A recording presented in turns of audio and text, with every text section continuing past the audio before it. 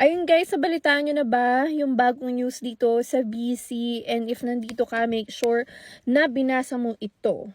So, magre-resume na nga ang pagbibigay ng ITA dito sa BC and in-expect yan by next month. Pero hindi pa ilalabas yung mga bagong streams para sa international student.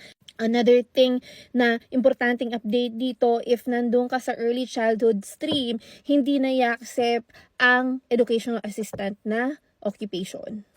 And again, yung health authority, sa health authority, before, kahit anong jobs, basta nasa health authority ka, pwede ka nilang supportahan for PNP. Pero ngayon, yung mga direct patient care na lang, yun yung mga nurses, healthcare aid, yung mga med lab assistant. So may listahan sila. Make sure na chinek mo na iyon. And sabi nila, konti lang yung ibibigay ng ITA this year kasi nga 'di ba may reduction sa allocation for PNP.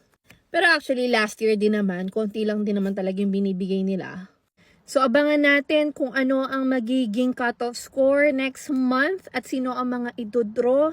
Abangan natin yan. Pero na-expect natin na mataas ang cutoff score. So ayun lang guys, kailangan nyo nang planuhin. Kung talagang hindi pa rin naabot ang cutoff score, baka kailangan na mag-French. Or kailangan mo mag-iba ng career. Pinaka-safe talaga if nandun ka sa priority stream dito sa BC. Guys, kung kailangan ng tulong, may group support, may immigration consultant tayo. If kailangan din mag-French, meron tayong French tutor. So, connect with us if you need help.